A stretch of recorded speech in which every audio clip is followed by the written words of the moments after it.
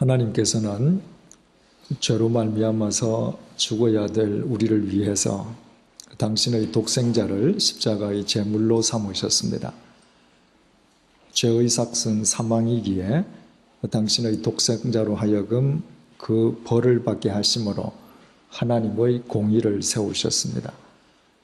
그리고 예수 그리스도의 피값으로 우리를 살리심으로 하나님의 사랑도 완성시키셨습니다. 그래서 십자가야말로 하나님의 공의와 하나님의 사랑이 조금도 손상됨이 없이 완벽하게 완성된 하나님 사랑과 공의의 표징이었습니다. 그것은 사람으로서는 감히 상상조차 할 수 없는 하나님의 지혜였습니다. 하나님이시기 때문에 그런 구원의 계획을 생각하실 수 있으셨던 것이죠. 중요한 사실은 오직 성령님 안에 있는 사람에게만 그 하나님의 지혜가 보인다는 것입니다. 성령님의 조명 밖에 있으면 십자가는 미련한 것이요 거리낌의 대상일 수밖에 없습니다. 사도 바울이 고린도전서 2장을 통해서 이 말을 한 까닭은 바로 고린도 교회 분쟁과 대립의 원인이 그들이 구원의 감격과 기쁨을 누렸음에도 불구하고 성령님의 조명 아래 거하지 않고 있음을 일깨워주기 위함이었습니다. 그래서 그들은 예수 그리스도를 믿음에도 불구하고 하나님의 능력이요 구원의 권능인 십자가를 목표로 하기보다는 모두 자기 중심적인 인간들이 되다 보니 서로 대립하고 갈등하고 분쟁할 수밖에 없었던 것입니다. 이 모든 잘못을 바울이 다 지적한 뒤에 고린도전서 2장이 이렇게 끝났댔습니다. 누가 주의 마음을 알아서 주를 가르치겠느냐? 그러나 우리가 그리스도의 마음을 가졌느니라. 여기에서 제일 중요한 단어를 하나만 택한다고 하면 뭐라고 그랬던가요? 우리가. 지금 고린도 교회가 잘 못하고 있는 것입니다.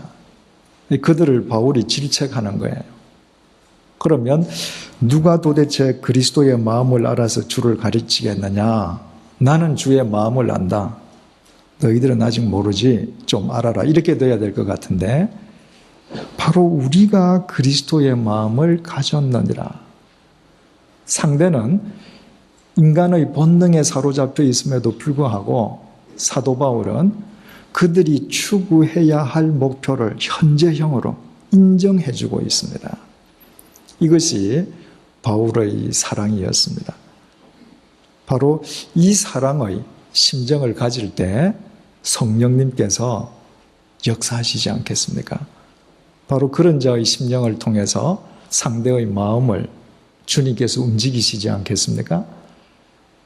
그저 우리가 남을 질책할 때 예수 믿는다고 하면서도 그저 나의 분노와 나의 혈기에만 사로잡혀서 상대를 비하하고 내 중심으로만 이야기를 쏟아낸다면 내가 설령 성경의 구절로 야단을 친다 할지라도 상대에게 성령의 감화 감동이 될 수는 없는 것이죠. 그리고 3장이 이렇게 시작되고 있습니다. 형제들아 우리 공표하십시다. 지금 1장 1절이 시작된 이래로 5번째 형제들아라고 했습니다. 내가 신령한 자들을 대함과 같이 너희에게 말할 수 없어서 육신에 속한 자, 신령한 자 공표하십시다. 신령한 자. 그 다음에 육신에 속한 자, 거기도 또 공표를 하십시다.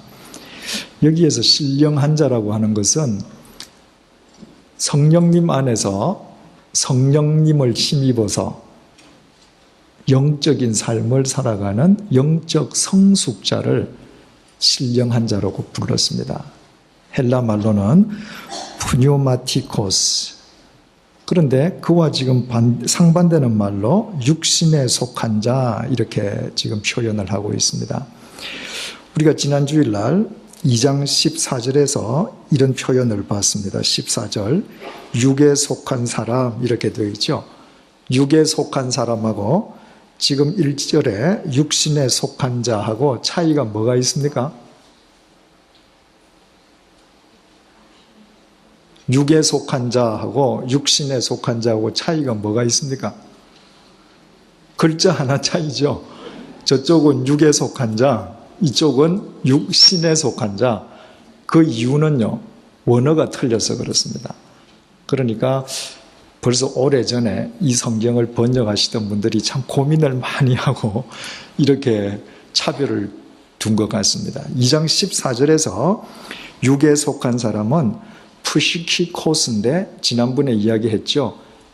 영을 인정하지 않는 사람들. 성경은 사람을 세 구성 요소로 설명하고 있죠. 푸뉴마, 영. 그 다음에 푸시케, 혼이라고도 하고 정신이라고도 해요. 세 번째로 소마, 이건 육체입니다. 그러니까 일반인들이 인간이 육체로만 되어 있지 않다는 건 다 알아요. 그 육체를 제어하는 것은 정신이거든요. 그런데 정신이 다라는 겁니다. 그게 푸시키코스인데 성경은 그런 사람을 육에 속한 사람이다. 그래서 2장 14절 보니까 육에 속한 사람은 하나님의 성령의 일을 아예 받지 않아요. 왜? 영적인 채널 자체를 부정해버리니까. 내 정신으로 내 육체를 제어하면서 완벽한 인생을 살 수 있다라고 생각하는 사람들이에요.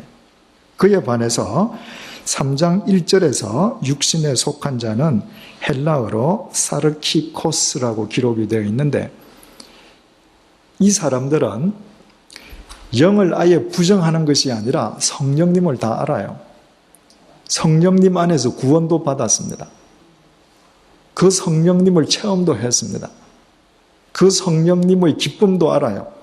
그러나 성령님을 쫓아 사는 것이 아니라 여전히 육의 본능을 쫓아 사는 것입니다. 어떤 사람과 사람이 이 사람은 신령하게 영적인 성숙자로만 살아가는 사람, 이 사람은 예수를 믿으면서도 성령보다는 자기 욕구를 쫓는 사람으로 사람과 사람이 구별될 수도 있지만 한 인간이 아침에는 신령한 자로 살다가 밤에는 육신에 속한 자로 살 수 있잖아요. 우리 경험상. 지금 바울은 그 이야기를 하는 거예요. 그래서 육신에 속한 자를 이렇게 풀어서 썼습니다. 육신에 속한 자 곧 그리스도 안에서 어린 아이들을 대함과 같이 하노라. 육신에 속한 자가 뭔가 다 머리로는 다 알아요. 지식적으로는 다 아는데 그 성령님을 쫓아서는 살지 않아서 영적으로 볼 때는 어린 아이 정도밖에 안 되는 사람이란 말이죠. 그 고린도 교인 너희들을 내가 그렇게 대한다 이렇게 말을 했습니다. 여러분, 우리는 오늘 비가 오는 이 구전 날씨에 지금 예배당에 모여서 앉아 있습니다. 이유는 한 가지죠. 주님을 믿기 때문입니다. 우리는 다 주님을 믿는 그리스도인들이에요. 중요한 사실은 우리는 다 믿는 사람들이라고 이야기하지만 하나님 보실 때에는 신령한 믿음의 소유자가 있을 수 있고 어린아이처럼 여전히 미숙하고 유치한 믿음의 소유자도 있을 수 있다고 하는 사실입니다. 뿐만 아니라 예수님께서 매일 무엇을 먹을까 입을까 걱정하는 사람들을 향해서 마태복음 6장 30절을 통해서 이렇게 질책하셨습니다.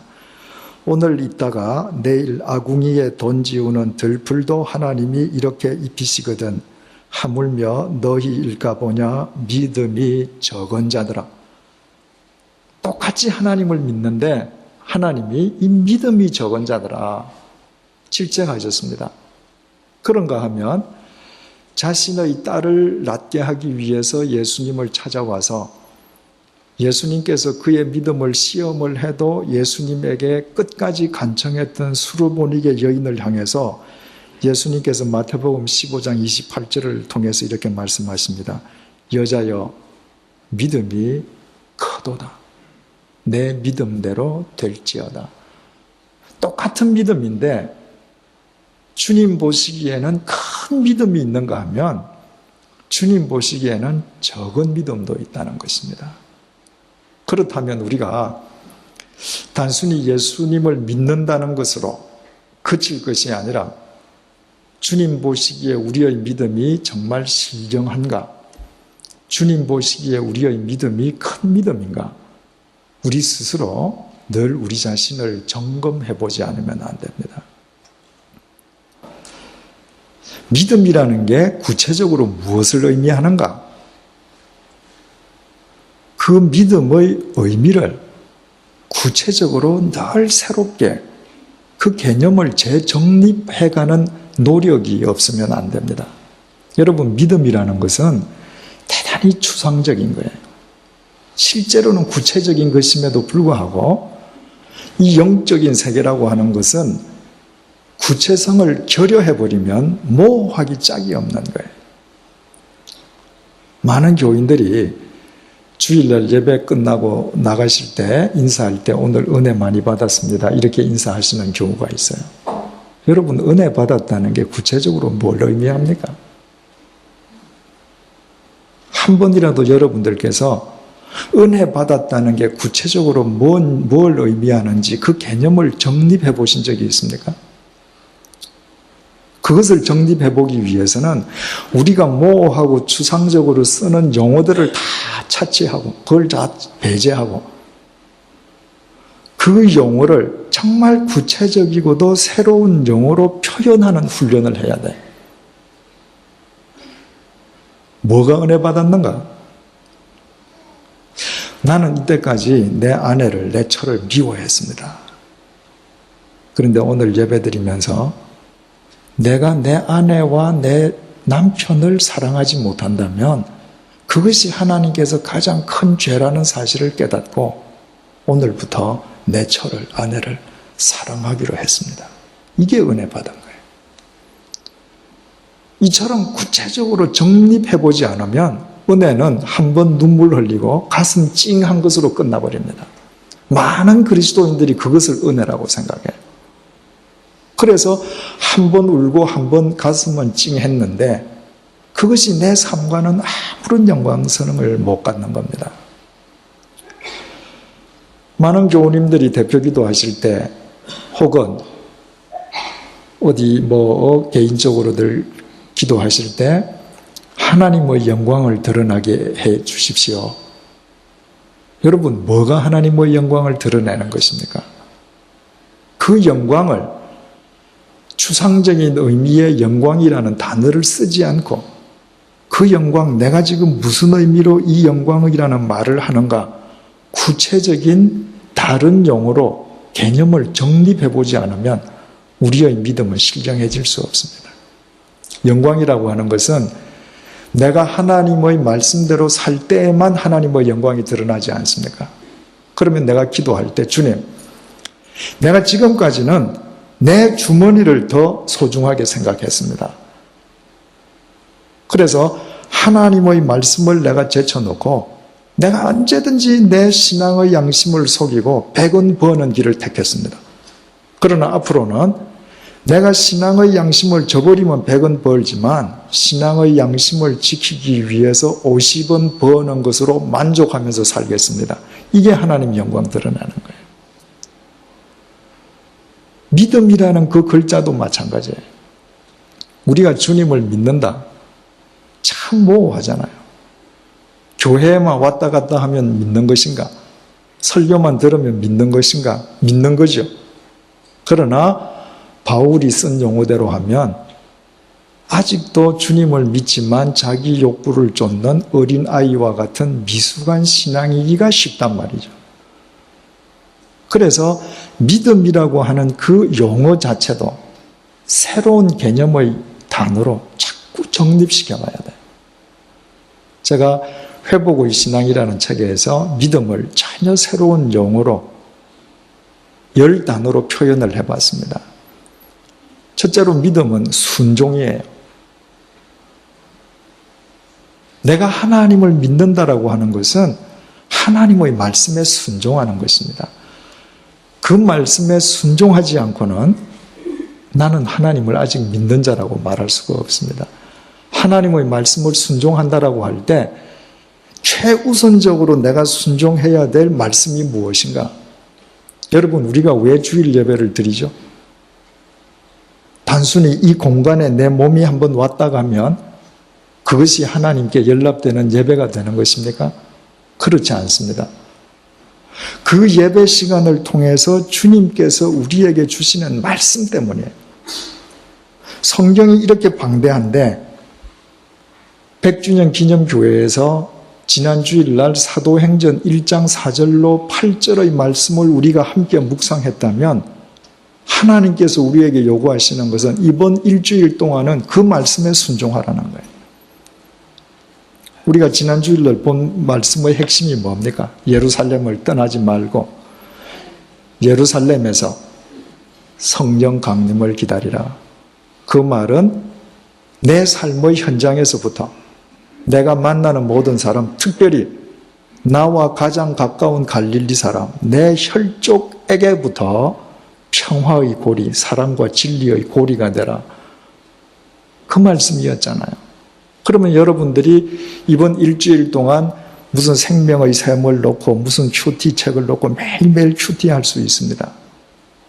그러나 그 모든 일주일 동안의 큐티의 바탕은, 방향은 주일날 그 사도행전 1장 4절에서 8절 말씀이에요. 이 일주일 동안 만나는 사람이 나에게 어떤 짓을 해도 그 사람과 평화의 고리를 엮는 것입니다. 그때 우리는 신령한 사람이 되는 겁니다. 순종한다고 하는 것은 말씀에 순종하는 것뿐만 아니라 내게 지금 주어진 상황에 순종하는 거예요. 사람들은 주어진 상황을 자꾸 모면하려고 합니다. 그러나 내가 믿는 하나님께서 정말 천지를 창조하신 전능하신 하나님이라면 나한테 지금 질병의 상황을 주셨다, 가난의 상황을 주셨다, 내게 필요하기 때문에, 합력해서 선을 이루기 때문에, 그래서 도망가라는 게 아니라 그 터널을 뚫고 나가라는 것입니다. 그 상황에 순종하는 것이 믿음입니다. 두 번째로, 순종하기 위해서는 용기가 필요합니다. 믿음은 용기예요. 처녀 마리아한테 너 남자 없이 아이를 낳아라. 당시 율법으로 돌 맞아 죽는 길입니다. 그거 예스 하려면 용기 없으면 안 됩니다. 75세가 된 아브라함에게 너 고향 친척 아비 집을 떠나서 내가 지시하는 곳으로 가라. 모험이죠. 칼 한 자루 주지 않고 모세에게 너 이집트로 가서 노예를 해방시켜라. 모험이죠. 용기 없이는 안 됩니다. 믿음은 용기예요. 세 번째로, 내가 용기 있는 그리스도인이 되기 위해서는 믿음은 시선이라는 것을 알아요. 내 시선이 하나님께 고정되어 있을 때만 나는 용기 있는 그리스도인이 될 수 있습니다. 하나님을 안 보면 우리는 세상 사람과 다를 바가 하나도 없습니다. 내가 뭘 보느냐? 보는 것이 내 마음에 담기고요. 결국은 내 마음에 담긴 것이 나를 지배하고 또 보게 됩니다. 그래서 뭘 보느냐는 중요해요. 믿음은 시선이에요. 네 번째로, 내가 내 시선을 하나님께 고정시키면서 살다 보면 믿음은 다루어지는 것이라는 사실을 비로소 알아요. 믿음이 좋다는 분들일수록 하나님을 다루는 자기 나름대로 노하우가 있다고 착각해요. 무슨 수련회나 부흥회는 하나님을 다루는 기법을 가르쳐 주는 것처럼 그릇 오인되고 있습니다. 여러분, 절대로 하나님은 나 같은 미물에 의해서 컨트롤 당하시지 않습니다. 내가 내 돈이나 내 재능으로 컨트롤할 수 있다라고 생각하면 그건 무당이 섬기는 잡신이에요. 전능하신 하나님은 나에게 다루어지시는 분이 아니라 나를 다루시는 분이에요. 그래서 일평생 하나님에 의해서 다루어지는 것입니다. 그래서 우리가 변화되는 겁니다. 다섯 번째로, 믿음은 신실이에요. 헬라말로 믿음을 피스티스라고 하는데, 이 피스티스라고 하는 헬라어는 믿음과 신실 둘 다 의미해요. 헬라 말에는 믿음과 신실이 구별되지 않습니다. 그래서 우리가 신약 성경을 볼 때 믿음이라는 단어가 나오면 다 신실이라는 말을 집어넣어서 이해하면 이해가 더 빨라요. 내가 하나님에 대해서 시선을 고정시키고 그분에 의해서 다루어지다 보면 내가 신실해질 수밖에 없잖아요. 나의 언행이. 내가 주님을 10년을 믿었음에도 신실해지지 않는다. 나는 어린아이 믿음인 것이죠. 여섯 번째로 신실해지다 보면 믿음은 눈에 보이는 것입니다. 여러분, 우리가 우리 주위에서 어떤 분이 정말 믿음이 좋은 분인가 우리 다 알죠. 저분은 사람 앞에서만 저렇게 하는 분이고 저분은 사람이 없는 데서도 진짜 예수 믿는 분이고 우리 다 알아요. 이유는 믿음은 눈에 보여서 그렇습니다.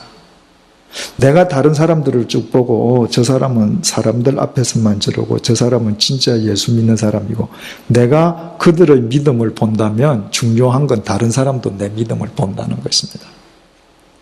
예수님께서 백부장을 향해서 그 중풍병 걸린 자기 집 노예를 위해서 예수님 앞에 무릎 꿇고 간청하는 백부장들어 내가 이스라엘 온 천지에서 이만한 믿음을 보지 못했다.